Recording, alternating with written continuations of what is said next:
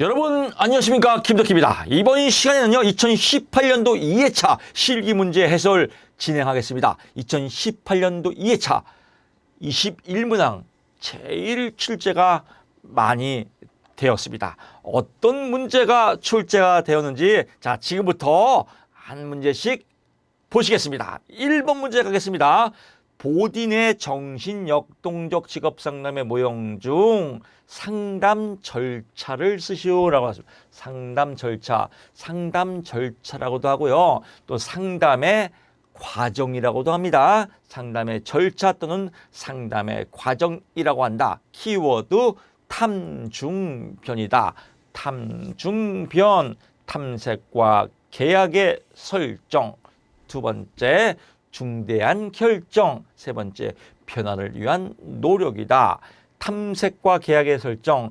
정신역동적 상담이니까요. 내담자의 정신역동적 상태를 탐색하고, 즉 내담자가 띨띨한지 안 띨띨한지, 정신이 좀 역동적으로 흘러가는지 안 흘러가는지 파악한 다음에 상담의 구조화와 계약을 체결하는 단계이다. 처음에 하는 단계죠. 두 번째, 중대한 결정. 자신의 성격에 맞는 직업을 선택할지 아니면 직업에 맞춰서 성격을 결정할지 중요하겠죠. 그래서 이런 중대한 결정을 내리는 시기다. 그러니까 핵심 결정이라고 하는데 뭐 이런 것도 안 이어도 됩니다. 하나만 써도 됩니다. 변화를 위해 노력한다. 이제 선택하고자 하는 직업에 맞게 성격, 욕구, 흥미 등을 변화시키려는 노력을 하는 단계이다. 근데 너무 긴장해서 또 이 글자가 생각이 안 났어요. 그러면요, 글자 외워서 쓰는 거 저 굉장히 싫어하는 거 여러분 아시죠? 그냥 여러분 타당되게 쓰면 됩니다. 변화를 위한 노력, 중대한 결정에 맞춰서 자기 자신을 변화시키려고 노력하는 단계이다. 이렇게 써도 맞는 답입니다. 이 2차 시험은요, 오히려 1차보다 더 쉬워요. 왜? 내 맘대로 쓰면 되니까. 그래서 이런 모형을 갖고 여러분 글짓기 하면 됩니다. 성격, 욕구, 흥미. 이것도 다 외우려면 또 헷갈려요. 그러면 성격 등을 변화시키려고 노력하는 것이다.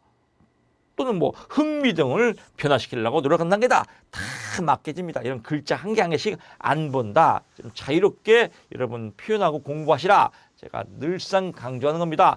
다만 여기에다가 탐중변은 써야겠죠. 탐색과 계약의 설정, 중대한 결정, 변화를 위한 노력. 이것만 써도 채점자가 이 사람 이 문제 공부했구나라고 해서 점수를 주고 싶어서 아주 미치고 팔짝 뜹니다. 근데 여기에 이제 가장 실수하는 거, 보딘 1차 때 많이 나왔지? 오케이, 명비소, 명료와 비교, 소망과 방어의 체계, 이렇게 쓰면 땡이겠죠. 그거는 보딘의 정신역동적 상담의 상담 기법이죠. 절차와 과정이 아니라 명비소는 기법이다. 그래서 이런 키워드를 잘 매칭하는 게 가장 중요한 겁니다. 2차 시험에서 여러분들이 가장 어려운 건 뭐냐면요, 뭔가 외워요. 제목을 물어보면 제목은 모르지요. 키워드는 열심히 외워요. 근데 키워드는 외우는데 헷갈려. 명비소, 뭐 탐중변, 탐정행, 제목이 뭔데 그건 몰라요. 그러니까 맨날 외우고 헷갈리고, 쓰는 건 뭐 열심히 하루 동안 외우고 그 다음날 가면 또 까먹고, 열심히 외우고 그 다음날 또 까먹고, 글씨는 맨날 외우고 까먹고, 키워드는 맨날 외우고 헷갈리고, 제목은 모르고. 그러니까 2차가 맨날 어려운 거예요. 그럼 거꾸로 뒤집으면 뭐예요? 제목을 이해하고 키워드는 매칭하고, 쓰는 건 내 맘대로 쓰자. 아름답게 합격한다. 이렇게 왜 이렇게 쉬운 거야, 직업상담사 2차 시험? 이런 마음이 여러분 뿜뿜 날 겁니다. 저와 함께 공부하면요, 쉽고 재밌고 간결하게 공부할 수 있습니다. 직업상담사 2차 절대로 어려운 시험이 아닙니다. 근데 왜 어렵고 떨어지냐? 공부하는 방법을 잘 몰라서 그렇습니다. 드립다 외우고 까먹고, 드립다 외우고 까먹고. 그러니까 맨날 어려운 거죠. 그럼 어떻게 돼요? 매칭을 해야 돼요. 제목을 이해하고, 제목이 상담 절차구나. 다른 말로 하게 되면 상담 과정이라고 한다. 보딘 거다. 키워드는 무엇이다? 탐중변이다. 오케이. 탐색과, 탐색. 그러면 탐색과 계약의 설정. 이제 쓰는 거가 생각이 안 났어요. 그러면 이렇게 써도 정답이에요. 정신역동적 상담에서 내담자를 탐색하고 계약을 설정하는 단계이다. 이렇게 써도 됩니다. 어차피 쓰는 건 정답이 없는데 뭘 이렇게 글자를 외우려고 합니까? 그냥 이거는 그냥 이렇게 기본 모듈로 쓰면 쓰기가 편하다라고 해서 샘플링 하는 거고요. 모델링을 써는 거고. 자, 2번 문제 갑니다. 게스탈트 상담 형태주의죠. 상담 기법의 세 가지를 쓰고 설명하시오. 여기서 상담 기법이에요. 기법. 게스탈트 상담 기법의 문제점은 뭐예요? 미해결 과제, 어떤 사건 때문에 미해결 과제가 있단 말이에요. 그럼 이 미해결 과제를 해결해야겠죠. 그 기법이 뭐냐? 첫째, 욕구와 감정의 자각, here and now, 지금 현재에서 현실적으로 느끼는 욕구와 감정이 뭐냐 이거예요. 그걸 느끼라 이거예요. 네가 느껴. 미해결 과제 헤매지 말고 좀 네가 느껴봐. 또 지금 뭐 때문에 그래? 뭐 때문에 그래? 직업상담사 2차 공부가 너무 힘들어서 지금 괴로워요. 그러면 자각을 해. 김덕기 교수 강의 듣고 그대로 따라서 해. 아, 그렇군요. 해결됐죠. 비의자 기법. 비의자의 미해결 과제가 일으키는 대상의 의자에 앉아 있다고 생각하고 미해결 과제를 해결하는 것을 비의자 기법이라고 한다. 직면 뜨거운 자리에 돌직구 하는 거예요. 내담자가 현실적으로 직면해서 미해결 과제를 해소하는 기법이다. 이렇게 간결하게 쓰기 편하게 쓰면 됩니다. 자, 2번 문제 해결됐고요. 3번 문제 갑니다. 즉, 여러분 역지사지 거꾸로 한번 생각해 보세요. 채점자가 답안지를 딱 볼 때요. 요 글자가 딱 써 있으면요. 이 사람 공부했네. 오케이, 6점 이렇게 들어가는 겁니다. 그렇게 글자 하나하나 볼 시간 없습니다. 그래서 내용은 비슷하게 잘 썼네. 이렇게 쓰는 겁니다. 이렇게 채점하는 겁니다. 그러면 여러분 쓰는 거 너무 그렇게 글자 하나하나 뭐 조사 하나하나 이런 거 외우는 사람 병 걸립니다. 3번 문제 갑니다. 행동주의 상담에서 노출치료법의 세 가지 설명하시오. 노출치료법, 노출시키는 거겠죠. 행동주의의 문제점 뭐예요? 이상한 행동. 행동주의의 목적 뭐예요? 정상적인 행동. 정상적으로 행동을 하려면 뭘 해야 돼요? 가리지 말고 노출 싹 끄집어내라 이거예요. 실제적 노출법, 실제 불안과 공포에서 노출시킨다. 심상적 노출법, 마음으로 상상해서 노출시킨다. 집중적 노출법, 홍수법이죠. 팍 터뜨리는 거죠. 그래서 단번에 강한 공포적에 직면시켜서 불안을 없애는 방법이다. 얼마나 쉬워요? 실제적 노출법, 심상적 노출법, 홍수법이다. 그래서 3번 문제도 해결됐고요.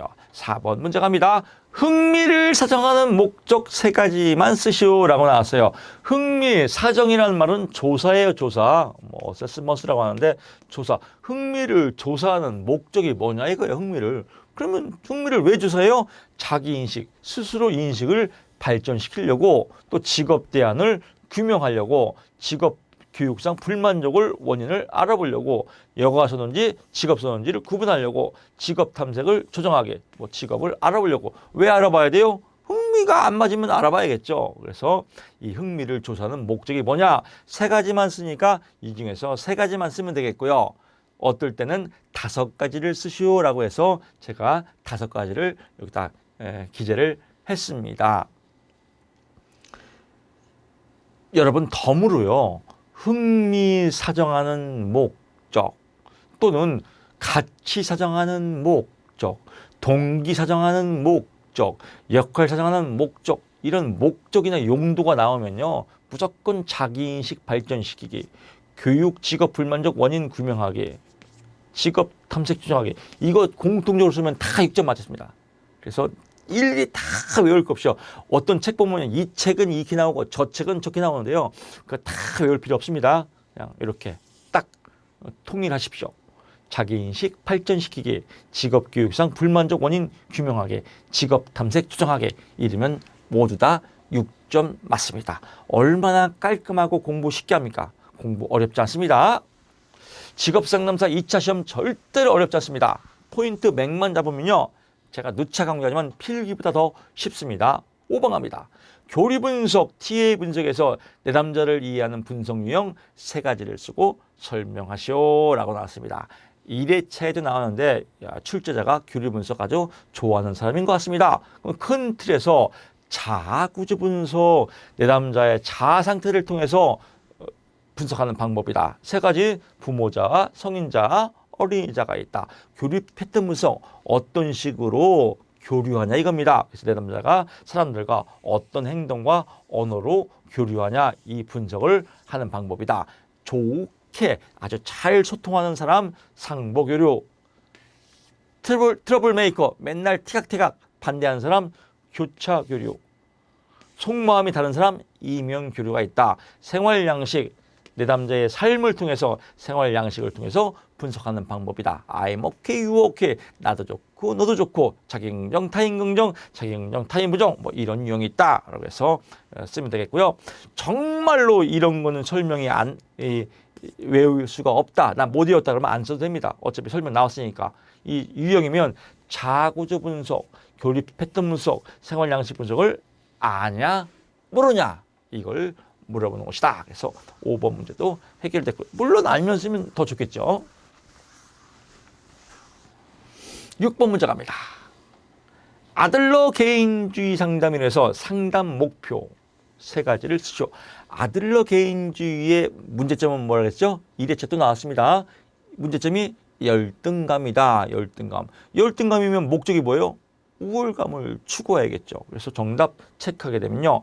열등감을 극복한다. 우월감을 추구한다. 사회적 관심을 갖도록 돕는다. 아들러 개인주의의 인생의 주요 목표가 1. 사회, 성임, 성. 1차 때 기억날 겁니다. 성, 욕구를 갖고 사회 속에서 일하면서 살아라. 이겁니다. 그러니까 사회적 관심을 갖도록 돕는다. 또 욕구가 잘못됐으면 잘못된 동기를 바꾸도록 돕는다. 개인의 역동성을 탐색하도록 돕는다. 그래서 5가지. 여기도 왜 5가지 썼을까요? 5가지를 쓰시오라고 나올 때도 많이 있기 때문에 그렇습니다. 그래서 이쪽에서는 3가지만 쓰면 되겠죠. 열등감을 극복한다. 우월감을 추구한다. 사회적 관심을 갖도록 돕는다. 이렇게 쓰면 아름답게 또 3점 맞습니다. 7번 갑니다. 스트롱 직업 흥미 검사의 하위 척도 3가지를 쓰고 간략히 설명하시오라고 나왔습니다. 그래서 요거는 제가 질문말 이런 질문이 있더라고요. 교수님, 영어로 쓰면 안 돼요? 왜 안 돼요? 되죠. 그래서 왜 영어로 쓰면 이 영어를 좋아할까요? 짧거든요. 그래서 이 영어로만 써도 되고 또 한글로 써도 되고 제너럴 일반 직업 분류, 베이직 기본 흥미 척도, 퍼스널 개인 특성 척도다라고 해서 보통 이 스트롱 검사지를 보게 되면요. 검사지가 길어요. 이렇게요. 검사지가 길게 나와서 이렇게 3등분 접혀 있습니다. 이렇게 접혀 있고요. 맨 앞에 이렇게 GOT, BIS, PSS 이렇게 써 있습니다. 그래서 홀랜드의 육각형의 직업 분류를 써놓은 겁니다. 그래서 홀랜드의 리아삭의 흥미 유형으로 구성되며 일반적인 흥미 패턴을 측정한다. BIS는요, 이 홀랜드의 육각형에 대해서 자세하게 설명이 되었습니다. 그래서 24개 직업군을 나눠서 24개의 직업군의 특정 주제나 개인의 흥미를 측정하는 척도다. 어디에 맞춰서? 리아색에 맞춰서. 그래서 일반 직업 분류를 바탕으로 즉 홀랜드의 리아색을 바탕으로 25개의 직업군의 특정을 세세하게 분류하는 척도이다. 퍼스널 개인 특성 척도. 개인의 피검자 개인이죠. 개인의 직업 스타일, 학습 스타일, 리더십 스타일 이런 개인의 광범위한 스타일들을 측정하는 척도이다. 이렇게 쓰면 되겠습니다. 다시 갈게요. GOT 일반 직업 분류라고 하며 홀랜드의 육각형 이론을 기반으로 흥미 패턴을 측정하는 것이다. BIS, GOT 즉 홀랜드의 육각형을 기반으로 25개의 직업군을 세세하게 측정하는 척도이다. PSS 개인의 광범위한 특성을 측정하는 척도를 의미한다. 이렇게 쓰면 됩니다. 여기서도 쓰는 게 중요한 게 아니라 스트롱 직업 흥미 검사의 하위 척도가 일반 직업 분류, 또 기본 흥미 척도, 또 개인 특성 척도인지를 아냐 모르냐, 이걸 물어보는 시험이다. 그래서 7번 문제 해결됐고요. 8번 문제 갑니다. 검사, 재검사 신뢰도에 영향을 주는 세 가지를 설명하시오. 검사, 재검사 하나의 검사를 똑같이 실시했어요. 똑같은 문제를 이럴 때 어떤 것에 따라서 영향을 받느냐. 첫째, 측정 내용 자체는 일정 시간이 경과되더라도 변하지 않는다는 가정이 있어야 한다. 이게 안 되면 영향을 받겠죠. 그래서 일정 시간이라도 내용 자체가 변하지 않아야 된다. 두 번째, 첫 번째 검사가 두 번째 검사의 경험, 첫 번째 검사의 경험이 두 번째 검사에 영향을 미쳐서는 안 된다. 세 번째, 검사, 재검사 사이에 어떤 학습 활동이 일어나서는 안 된다. 그래서 학습 활동이 일어나면 안 된다. 조건이 똑같아야 된다는 겁니다. 두 번째, 첫 번째 검사가 경험이 두 번째에 영향을 미쳐서는 안 된다. 근데 영향을 미치거든요. 그래서 검사, 재검사 신뢰도에 문제점이 발생하죠. 그래서 이런 내용인데 그 문제가 9번 문제입니다. 그래서 8번 문제 다시 체크하면요. 일정 시간이 경과되더라도 변하지 않아야 된다. 무엇이 내용이.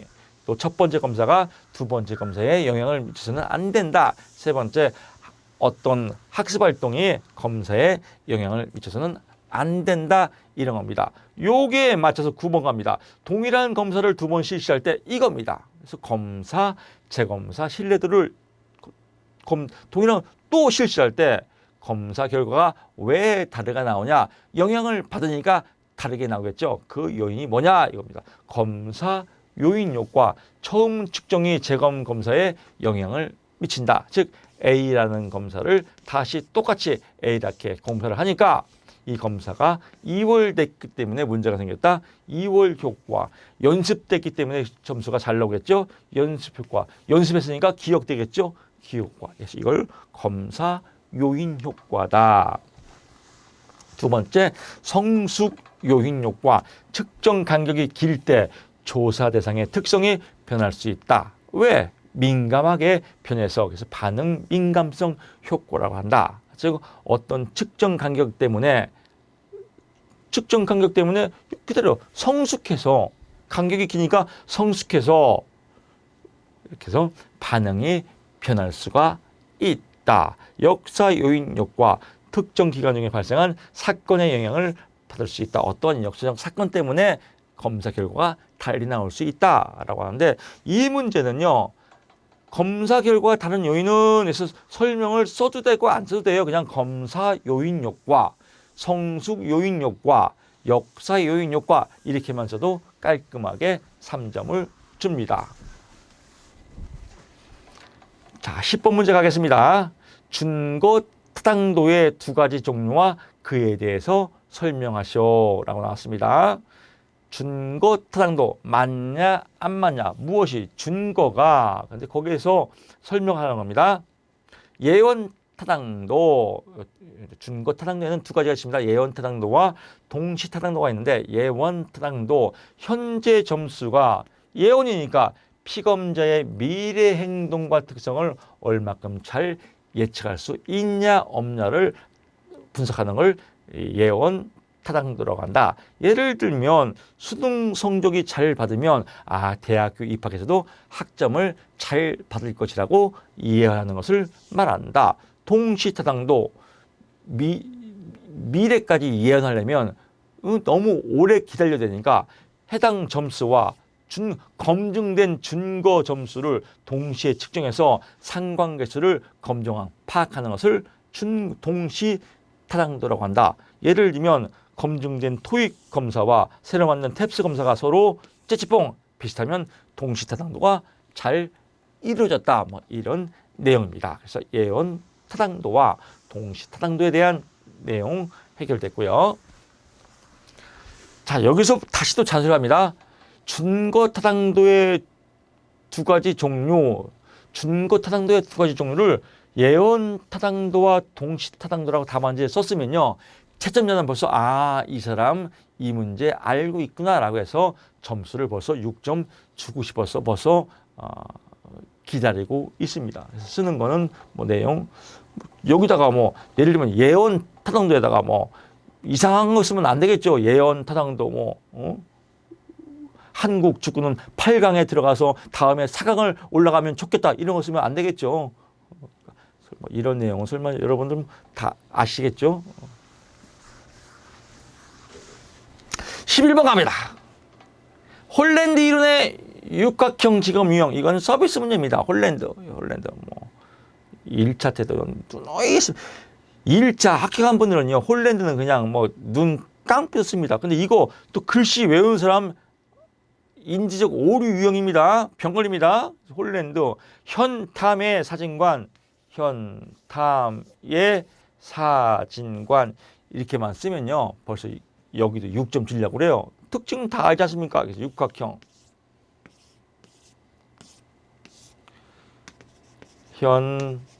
현탐의 사진관 현실형 기계 조작을 좋아하고 반대 유형은 사회형의 대인 관계는 미숙하다.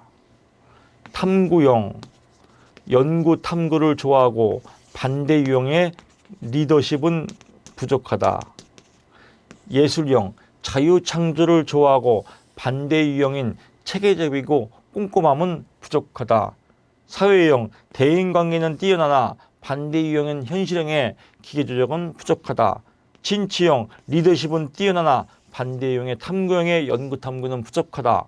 관습형 체계적이고 꼼꼼하나 반대 유형의 예술형의 자유 창조는 부족하다. 이렇게 쓰면 정말 쉽습니다. 그리고 조금 더 쓰고 싶어요. 그러면 대표적인 직업군은 비행기 조종사와 농부가 있다. 뭐 과학자와 연구자가 있다. 뭐 이렇게 쓰면 되겠죠. 그래서 11번 문제 보너스 6점 맞았죠. 이런 것만 써도요. 2차 시험 어렵지 않습니다. 여러분 2차 시험은 100점 맞는 시험이 아닙니다. 여러분 지금 보셨겠지만요. 거의 기출문제가 똑같이 나와요. 기출문제가 똑같이 나온 거를 포인트만 잡으면요. 10개만 맞추면 합격이에요. 제가 늘상 OT에서 강조하면 6점짜리 10개 맞으면 합격이에요. 60점입니까? 이런 문제 10개 맞으면 합격이에요.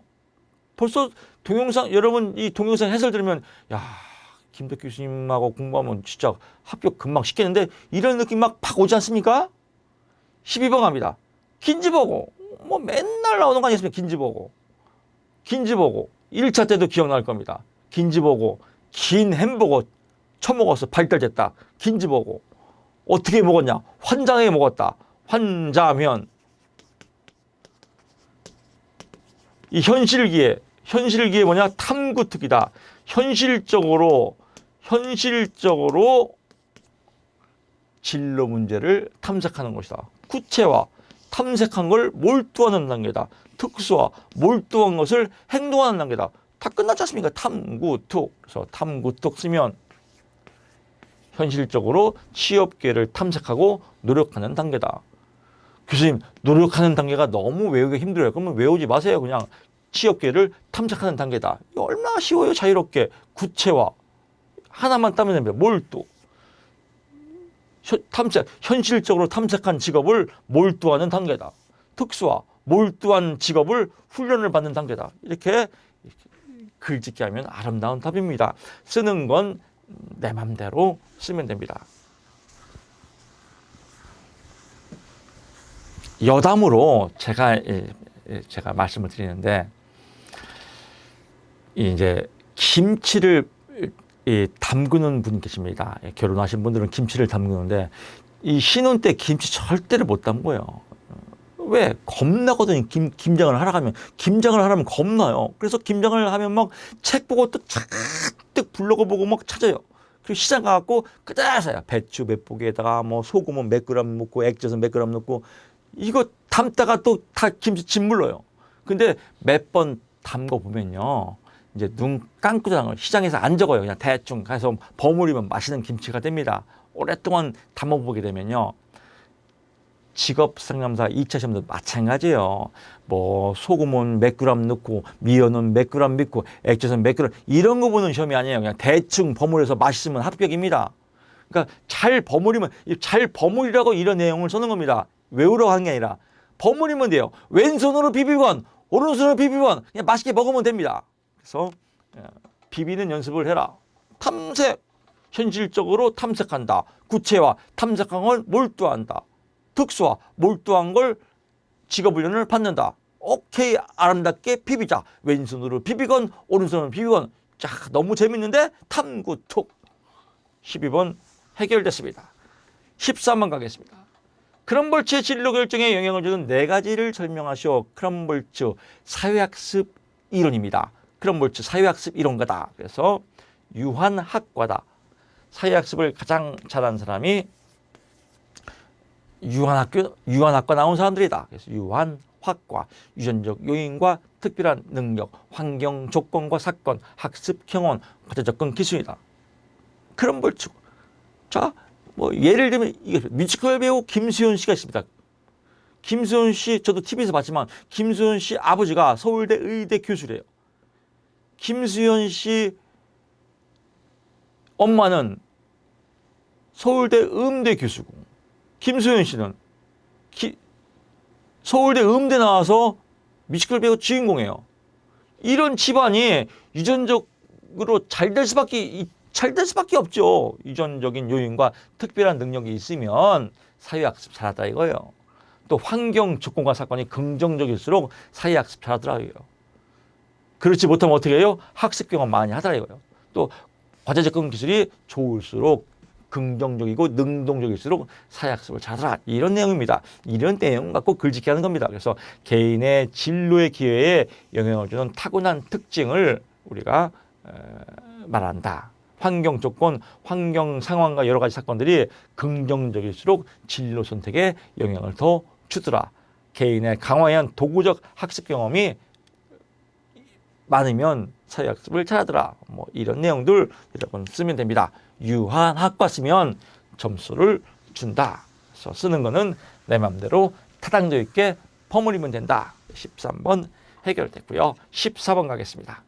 동일한 스트레스일지라도 개인이 받는 스트레스 쭉 나옵니다. 뭐 내용은 복잡하지만 뭐 간단합니다. 스트레스 조절 변인이 뭐냐? 조절 변인. 스트레스를 조절하는 변인이 뭐냐 이거예요. 조절 변인이라고도 하고요. 다른 말로 매개 변인이라고도 합니다. 매개 변인. 그럴 때 성격 유형 A형이냐 B형 유형이냐. A형은 다이어트를 스트레스를 많이 받고 B형은 늑작지근하게 스트레스를 덜 받는 유형이다. 통제 소재 외적 통제냐 내적 통제냐. 외적 통제 유형은 내재적 통제 유형보다 스트레스를 더 쉽게 받는다. 즉 스트레스의 원인이 내부에 있냐 외부에 있냐. 내적으로 통제가 가능한 사람들은 스트레스를 덜 받고 또 이 내적으로 스트레스를 조절할 수 없고 환경 탓을 하는 사람들은 스트레스를 많이 받는다. 뭐 이런 얘기죠. 사회적 지원, 사회적 지원이 많이 있냐 없냐. 사회적 지원이 많이 있으면 스트레스를 덜 받고 지원이 없으면 스트레스를 많이 받겠죠. 그래서 이렇게 3가지 성격 유형, 통제 소재, 사회적 지원이다. 여기서 한 가지 더 강조할 것은 무엇이냐면요. 무엇이냐면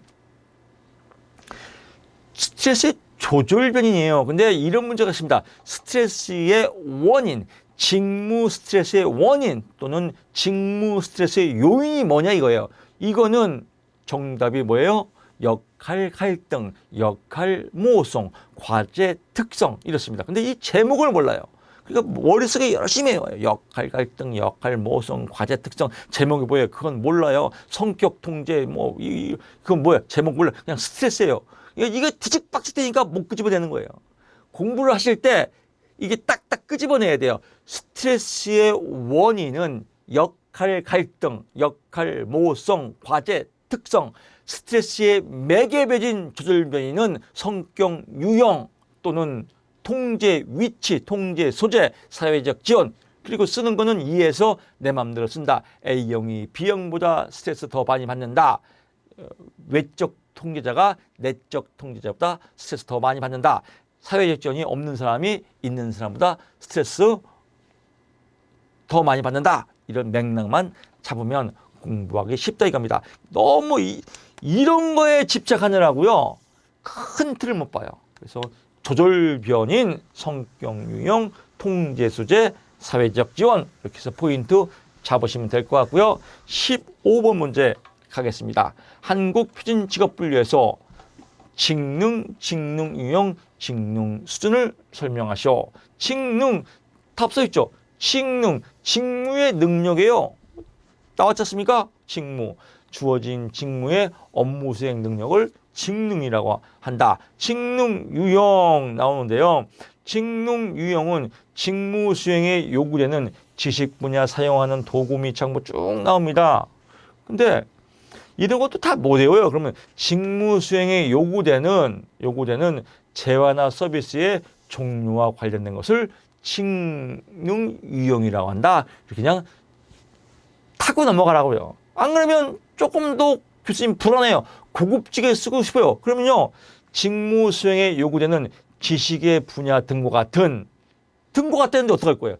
등과 같은 재화나 서비스, 생산된 재화나 서비스의 종류와 관련된 것을 직능 유형이라고 한다. 직능 수준이니까요. 직무 수행에 필요한 높낮이를 의미한다. 정규교육, 직업, 작업훈련 이런 거는요. 써도 좋고 안 써도 좋고 양념에 불과하다. 양념을 버무리면 더 좋겠지만 양념을 안 버무려도 나는 그냥 이런 거 스트레스 받는다. 그러면요. 직무 수행에 필요한 능력의 높낮이를 직능 수준이라고 한다. 뭐 이렇게 써도 무방합니다. 다시 한번 잔소리하지만요. 김치를 담글 때요. 집집마다 다 틀려요. 또 지역마다 다 틀려요. 그래서 액젓을 넣는 집안도 있고 액젓을 안 넣는 집안도 있고 다 있지 않습니까? 설탕을 많이 넣는 사람도 있고 적게 넣는 사람도 있고 조미료를 많이 넣는 사람도 있고 뭐 경상도 지역, 전라도 지역 다 틀려요. 뭐 김치에 뭐 갈치를 넣는 지역도 있고 꽁치를 넣는 지역도 있고 뭐 다 틀리지 않습니까? 근데 너 왜 김치에다 갈치를 넣었어? 이거 김치 아니야? 이런 거만 아니지 않습니까? 갈치를 넣건 액젓을 넣건 다 김치예요. 답안지도 마찬가지예요. 양념을 넣으면 더 풍부하겠죠. 근데 양념을 덜 넣더라도 그냥 대충 김치면 다 맞게 줍니다. 어떤 의미인지 여러분 잘 이해하시죠? 김치에 사과 넣는 집안이 사과 넣었다고 해서 김치가 아니야. 이거 아니거든요. 사과를 넣어도 김치, 안 넣어도 김치. 이런 식으로 여러분 답안지를 표현하라 이겁니다. 자유니까. 근데 뭐 김치를 담는데 김치에다가 막 된장을나 고추장을 넣으면 그건 안 되겠죠? 그렇습니다. 16번 갑니다. 한국 직업 사전에서 뭐 특수학교 교사에 대한 설명이다. 아래 내용을 설명하고 숙련기간 이건 지우세요. 숙련기간 작업 강도를 쓰시오라고 나왔습니다. 여기서 보게 되면요. 숙련기간과 작업강도가 뭘 의미하냐. 숙련기간은 정규교육을 이수한 후에 해당 직업의 직무를 평균적으로 수행하는 것을 숙련기간이라고 합니다. 또 작업강도는 뭐냐. 해당 직업의 직무를 수행하는 데 필요한 육체적 힘의 강도를 나타내는 것을 말하는 겁니다. 의미를 다 알았죠. 그럼 이것도 이제 처음 나온 문제입니다. 그래서 숙련기간, 직무 이것도 안 써도 돼요. 직무 수행에 필요한 평균적인 숙련 기간을 의미한다. 이게 정답입니다. 숙련 기간이란 직무를 수행하는 데 필요한 평균적인 숙련 기간. 작업 강도는 직무를 수행하는 데 필요한 육체적인 힘의 강도를 의미한다. 근데 여기서 보통은 뭐예요? 10kg, 20kg. 즉 10kg를 빈번히 들어 올릴 수 있고 작업할 수 있고 최대 20kg까지 작업하는 것을 보통 작업이라고 한다라고 해서 20kg, 10kg를 써주면 되겠고요. 여기서는 숙련기간이 1, 2년이니까요. 숙련기간 9단계 중에서 1, 2년은 숙련기간의 6번째 수준에 해당한다 이렇게 나왔습니다. 근데 이 문제가 처음 나온 문제이기 때문에 나는 이 문제 이걸 못 외웠어요. 그러면 그냥 안 써도 됩니다. 그냥 막말로 그냥 한 문제 틀려도 돼요. 근데 아는 범위 내에서 쓰면 되겠죠. 기출문제에 숙련기간과 작업강도 정규교육을 쓰시오 이런 문제도 있으니까 아는 범위 내에서는 숙련기간이란 평균적인 수준을 나타내는 수행 기간을 의미한다. 작업 강도는 작업 강도, 직무를 수행하는 데 필요한 육체적 힘의 강도를 의미한다라고만 써도 부분 점수를 줄 수가 있다 이런 겁니다. 그래서 숙련 기간 1, 2년 사실 제가 거듭 말씀드리지만요. 이런 문제는 다음에 잘 안 나옵니다. 한 3년, 4년 있다가 나오겠죠. 그래서 저 같으면 이런 문제 공부만 합니다. 혹시 3년, 4년 뒤에 붙을 사람들은 공부하셔야겠죠. 17번 갑니다. 완전 경쟁 시장에서 겁나 복잡하지만요. 아주 쉬운 문제입니다. 아주 쉬운 문제입니다. 시험에는 요까지만 나옵니다. 그럼 답안지에 여러분들이 요 4개를 쓰면 돼요. 요 4개를 쓰면 돼. 요 2가지는 똑같지 않습니까? 똑같이 쓴 다음에 여기서 최적의 고용량을 도출하시오. 이윤국대화를 위한. 그럼 이윤국대화와 공식이 필요하겠죠. 이윤극대화 원칙은요. 임금과 한계 생산물 가치가 똔똔일 때요. 이건 외워야 됩니다. 임금과 한계 생산물 가치가 똔똔일 때 이윤극대화, 즉 최적의 고용량이 도출되더라. 근데 임금은 150원이라고 써 있네요. 여러분 시험 나오면 숫자 하나 안 바뀝니다. 똑같이 나옵니다. 임금이 150원이라고 써 있으니까 똔똔 시키려면 한계 생산물 가치를 구해야겠죠. 근데 가치를 다른 말로 가격이라고 그래요. 가격. 근데 가격은 100원이래요. 가격이 써 있지 않습니까? 그러면 한계 생산물만 구하면 되겠죠. 한계 생산물은 누적된 것, 투입된 노동을 투입된 누적된 변수만 구하면 됩니다. 그러면 아주 간단해. 산수 문제입니다. 여기는 투입된 게 없으니까 0이겠죠. 한 명을 투입했으니까 2 빼기 0은 2, 2명은 4 빼기 2는 2, 3단위는 7이니까 7 빼기 4는 3, 8.5개는 빼면 1.5, 산수죠. 0.5 나왔습니다. 한계 생산물이. 한계 생산물이 나왔으니까 한계 생산물 가치만 구하면 돼요. 가치는 돈만 곱하면 되니까 100원이에요. 곱하면 0원. 2개니까 200원. 2개니까 200원, 3개니까 300원, 1.5개니까 150원, 0.5개니까 50원, 0개니까 0원. 근데 이제 나왔네요. 다 단위당 임금이 150원이니까요. 150원과 한계 생산물 가치 찌찌뽕, 한계 생산물 가치 찌찌뽕 쭉 150원 어디예요? 여기네요. 여기네요. 그럼 여기서 여기에 이르는 게 몇 단위입니까? 4단위겠죠. 그래서 찌찌뽕 150원, 그래서 4단위에서 최적의 고용량이 도출되더라. 그래서 마무리 투수 나갑니다. 이윤극대화 원칙은 임금과 한계 생산물 가치가 단위당 임금이 가치인데 단위당 임금이 150원이니까 임금 150원과 한계 생산물 가치 150원이 만나는 4단위에서 최적의 고용량이 도출되더라. 이렇게 쓰면 아름답게 또 5점을 맞출 수 있습니다. 어려운 거 아닙니다. 그대로 요 4칸 써주고 요 표현 써주면 정답이다. 나오면 똑같이 나옵니다. 그래서 17번 문제 해결됐고요.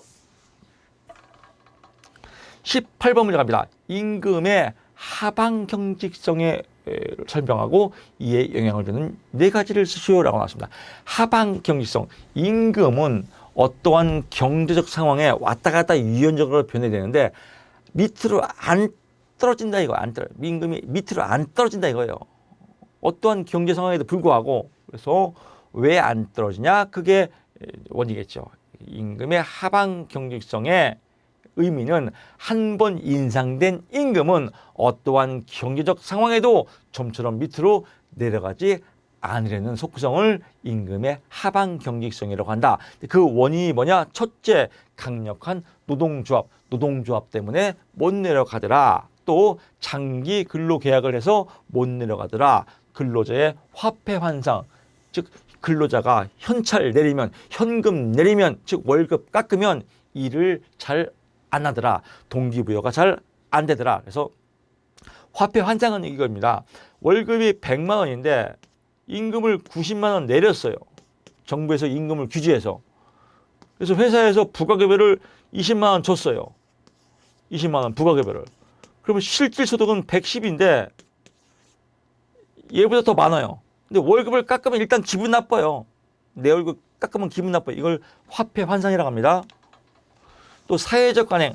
사회적으로 보통 월급을 내리지 않습니까? 내리지 않으니까 뭐 사회적 관행.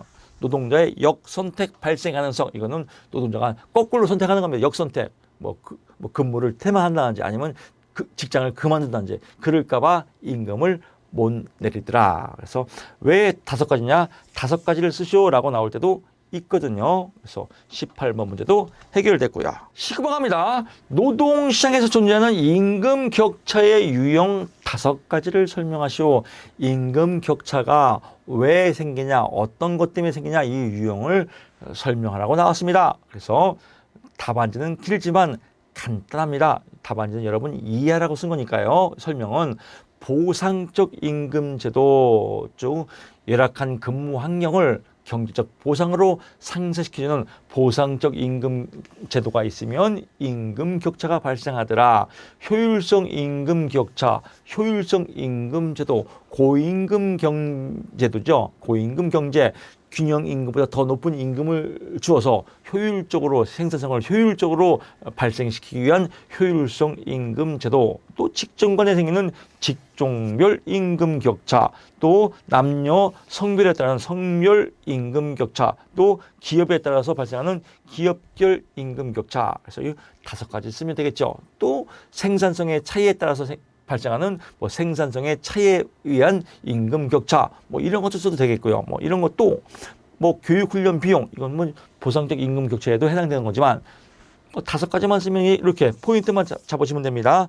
나중에 이런 문제도 또 바로 안 나옵니다. 또 몇 년 뒤에 나오는 거니까 나오면 제목만 쓰면 그게 설명이 됩니다. 보상적 임금 격차 때문에 보상적 임금 제도 때문에 임금 격차가 발생한다.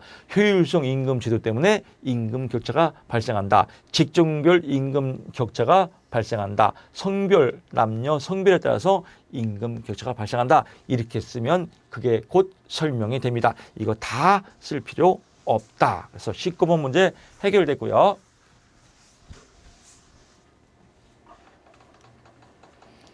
20번 문제 갑니다. 최저임금제도의 장점 3가지를 쓰시오. 최저임금제 아주 요새 정부에서 많이 이슈화되는 문제입니다. 그래서 최저임금제 문제는 안 나올 데가 없어요. 계속 잘 나옵니다. 여러분 꼭 기억하셔야 됩니다. 최저임금제의 장점, 최저임금제를 통해서 발생하는 거, 유효수요의 창출. 유효수요는 살 돈이 있다는 겁니다. 임금을 올렸더니 근로자가 살 돈이 많이 생긴다. 유효수요가 창출된다. 경기가 활성화된다. 산업구조가 고도화된다. 공정거래 질서가 확립된다. 고임금 경제다. 뭐 쭉 나오는데 노사 간의 분기가 방지된다. 왜 임금을 올렸더니? 그래서 3가지만 쓰면 되겠고요. 6가지를 쓰시오 나올 때도 있기 때문에 또 6가지까지 설명을 드렸습니다. 마지막 문제 21번 갑니다. 사용자는 제목이 기네요. 문제를 이해해야 돼요. 이 문제를 모르면 아무 의미가 없습니다. 사용자는 다른 조건이 일정할 때 사직률이 낮은 근로자를 선호하지만 사직률이 낮은 근로자는 직장을 안 그만둔다는 겁니다. 철밥통 한 번 들어가면 안 나온다 이겁니다. 이런 근로자를 선호하지만 사회적 관점에서 보면 바람직하지 않다 이거예요. 왜? 노동시장이 경직돼 버리니까. 그래서 사직률이 낮은 근로자가 사회적으로 좋지 않은 영향을 주는 이유를 설명하시오라고 나왔습니다. 사용자가 사직률이 낮은 근로자를 선호하는 이유는 직장을 그만두지 않는 사람을 선호하는 이유는 뭐냐? 인적 자본이 축적막 유지가 유용해져요. 한 사람이 계속 오래 다니니까 기술이 그만큼 향상되겠죠. 또 기업의 노동 생산성이 올라가서 경쟁력이 강화된다. 신규 인력의 채용에 따른 교육훈련 비용이 절감된다. 왜? 사람은 별로 안 뽑아도 되니까. 근데 이럴 때 사회적으로 좋지 않은 이유가 뭐냐 이거예요. 노동시장의 경직됨에 따라서 신규 인력이 노동시장에 진입하기가 어렵다. 공무원들 철밥통 안 나가니까 공무원에 들어가기가 문이 얼마나 좁습니까? 뭐 이런 대표적인 얘기겠죠. 또 노동시장에 따라서 유연한 대처가 어렵다. 철밥통 뭐 이렇게 유연적으로 이렇게 융통스럽게 해야 되는데 그냥 연공급이니까 대처가 어렵다. 또 노동시장의 분단화가 돼서 양극화 현상이 발생한다. 정규직, 비정규직 이렇게 양극화 현상이 발생하더라. 뭐 이런 내용들을 갖고 또 2018년도 2회차 해설을 풀어봤습니다. 자, 여기까지 2018년도 해설 마치고요. 여러분들 다음 시간에 2018년도 3회차 해설에 또 찾아뵙겠습니다. 여러분 수고 많으십니다. 고맙습니다.